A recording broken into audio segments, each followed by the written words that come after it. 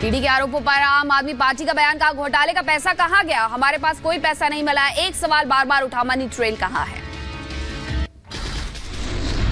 विधायक गुलाब सिंह के घर पर ईडी का छापा, दिल्ली के मटियाला से एमएलए हैं गुलाब सिंह। गुलाब सिंह पर ईडी की छापेमारी पर बोले सौरभ भारद्वाज, का विपक्ष को जेल में डालना चाहती है बीजेपी, लोकतंत्र अब तानाशाही की राह पर है।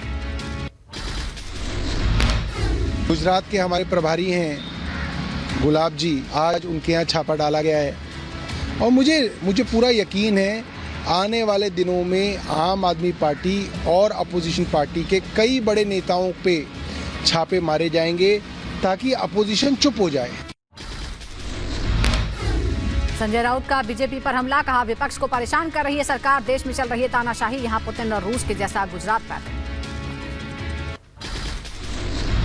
कोई व्यक्ति सुरक्षित नहीं है देश में, किसी को भी अरेस्ट हो सकते हैं, कानून नहीं है, जंगल राज चल रहा है, जैसे रशिया में पुतिन का चल रहा है, चाइना में चल रहा है, यही पैटर्न यहाँ चल रहा है, इसे गुजरात पैटर्न बोलते हैं। संबित पात्रा का आप पर हमला, का भ्रष्टाचार चरम पर पहुंच गया है, भ्रष्टाचारियों को सजा जरूर मिलेगी। कहीं न कहीं ये विषय भ्रष्टाचार का है, यह विषय डिफॉल्ट का है। बाबा साहेब अम्बेडकर द्वारा बना हुआ भारत का संविधान हमेशा न्याय के साथ है, कभी भी अन्याय और भ्रष्टाचार के साथ नहीं है।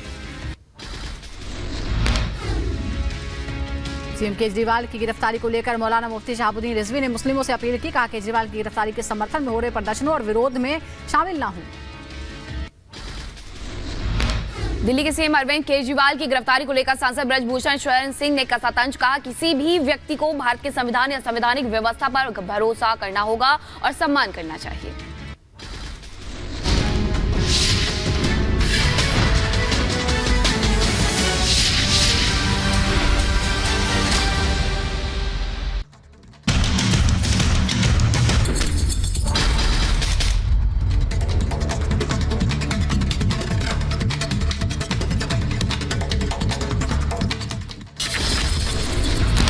क्रोकस सिटी में शामिल कथित हमलावरों की तस्वीरें भी आई सामने। हमले के बाद हॉल को हमलावरों ने लगाई थी आग। क्रोकस सिटी हॉल पर हमले से पहले का फुटेज सामने आया है। हमले से थोड़ी देर पहले का यह फुटेज सोशल मीडिया पर सामने आया है। मॉस्को की क्रोकस हॉल में आतंकी हमले के बाद दिखा भयानक मंजर। हमले में जख्मी हो सकते किर्गिस्तान के 2 नागरिक भी, दूतावास ने दी इस बात की जानकारी। क्रोकस सिटी में कॉन्सर्ट हॉल में भारी तबाही, हमले में हॉल की गिरी छत, अधिकतर लोग गंभीर रूप से घायल। रूस के पीटर्सबर्ग में गैलेरिया, शॉपिंग सेंटर और थिएटर को कराया जा रहा है खाली। हमले के बाद सुरक्षा के मद्देनजर खाली कराया जा रहा है ये शॉपिंग सेंटर। रूस के मॉस्को में हुए हमले को लेकर हिरासत में लिए गए कॉन्सर्ट हॉल और शॉपिंग सेंटर के 5 कर्मचारी, तो वहीं जांच टीम को हमले में शामिल होने का शक, सभी कर्मचारियों से जारी है पूछताछ। रूस के मॉस्को में बड़ा आतंकी हमला। क्रोकस सिटी में हमलावरों ने किया अंधाधुंध फायरिंग, गोलीबारी में अब तक 80 लोगों की मौत की खबर। क्रोकस सिटी हॉल में गोलीबारी में अब तक 150 से ज्यादा लोग घायल हुए हैं। हॉल में फंसे हुए लोगों को निकालने के रेस्क्यू जारी। क्रोकस सिटी के कॉन्सर्ट हॉल में 4 से 5 लोगों ने किया हमला। ताबड़तोड़ हमले के बाद हॉल को हमलावरों ने आग के हवाले किया। मॉस्को में क्रोकस कॉन्सर्ट कैमोफ्लेज पहने 4 संदिग्ध घुसते हैं कॉन्सर्ट हॉल में कॉन्सर्ट शुरू होने से पहले और अचानक से अंधाधुंध फायरिंग और बम फेंके जाते हैं और हजारों की संख्या में पहले से ही वहां पर लोग मौजूद थे। भगदड़ मच जाती है और किसी तरह से खिड़कियां तोड़कर वहां से भागते हैं अपनी जान बचाकर, लेकिन बावजूद इसके 80 से ज्यादा लोगों के मारे जाने की खबर सामने आ रही है। तो वहीं 150 आंकड़ा पहुंच चुका है घायलों का और इन संदिग्धों की तलाश भी लगातार की जा रही, क्योंकि जो फुटेज सामने आए हैं उसके आधार पर छानबीन की जा रही है।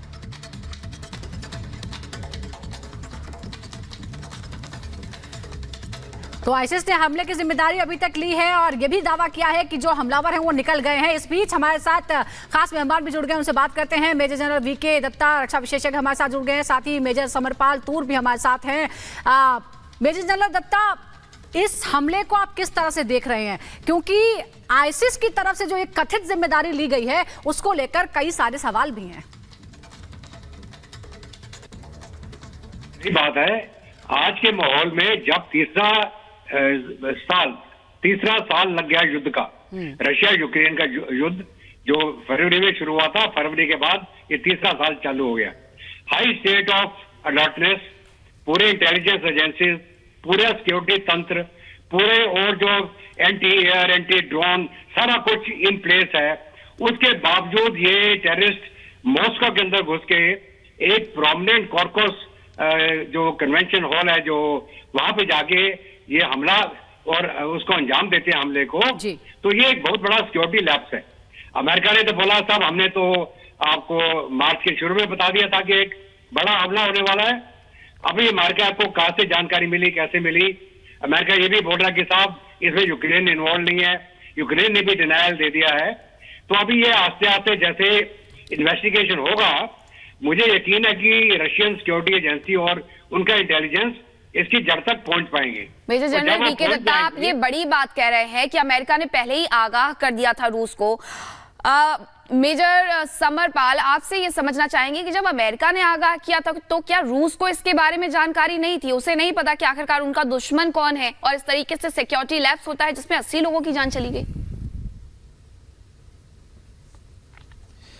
देखिए, जितनी भी इंटेलिजेंस एजेंसीज होती हैं, इनकी एक बिफोर इंसिडेंट वार्निंग पॉलिसी होती है। यहाँ पे information sharing is a part of policy, international policy, monitored and coordinated through various international agencies.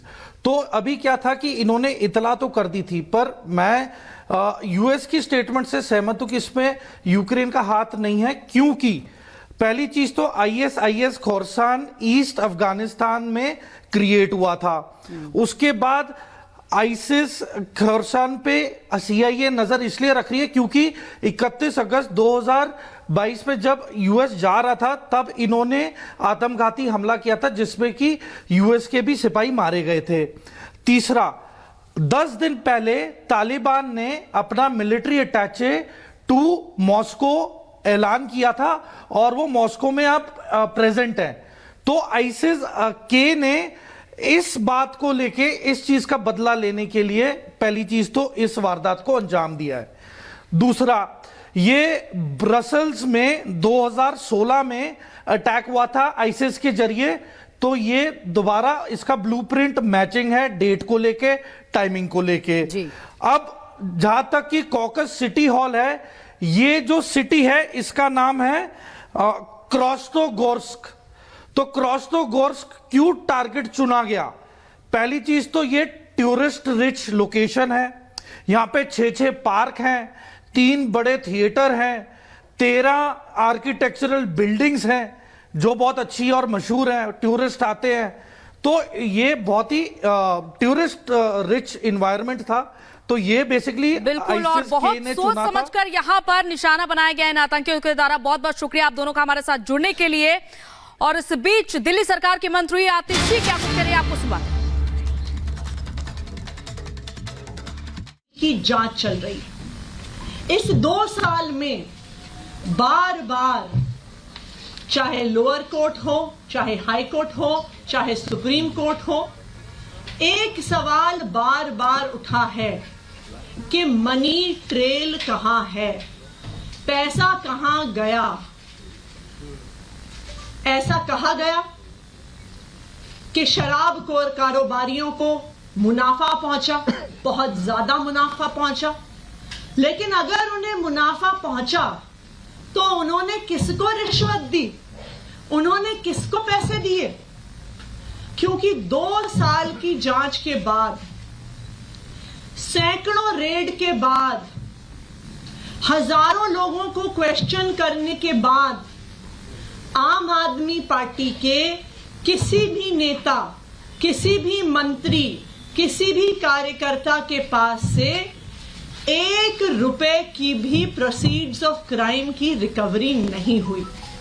आज तक आम आदमी पार्टी के किसी भी नेता के पास प्रोसीड्स ऑफ क्राइम का, इस मनी ट्रेल का 1 रुपया भी नहीं मिला।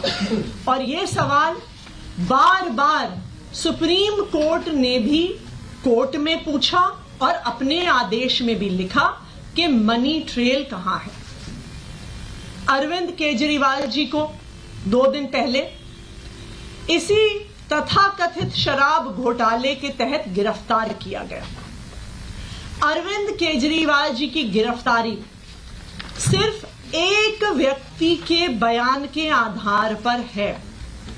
यह व्यक्ति कौन है? इस व्यक्ति का नाम है शरद चंद्र रेड्डी।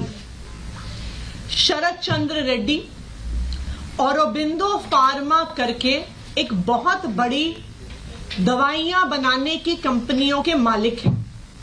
इनके पास कई और कंपनियां भी हैं, जिसमें से 2 प्रमुख कंपनियां हैं, एपीएल हेल्थकेयर और यूजिया फार्मा।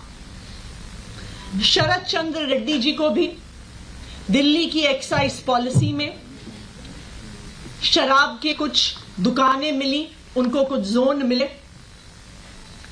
शरद चंद्र रेड्डी को 9 नवंबर 2022 को क्वेश्चनिंग के लिए बुलाया गया और शरद चंद्र रेड्डी ने साफ साफ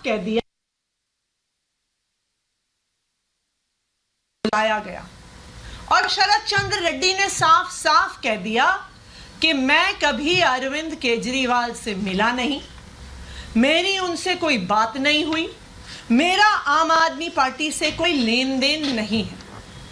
जैसे ही उन्होंने कहा कि मैं अरविंद केजरीवाल से मिला नहीं, उनको तुरंत अगले दिन ईडी द्वारा गिरफ्तार कर लिया गया। कई महीने जेल में रहने के बाद एक दिन शरद रेड्डी जी ने अपना बयान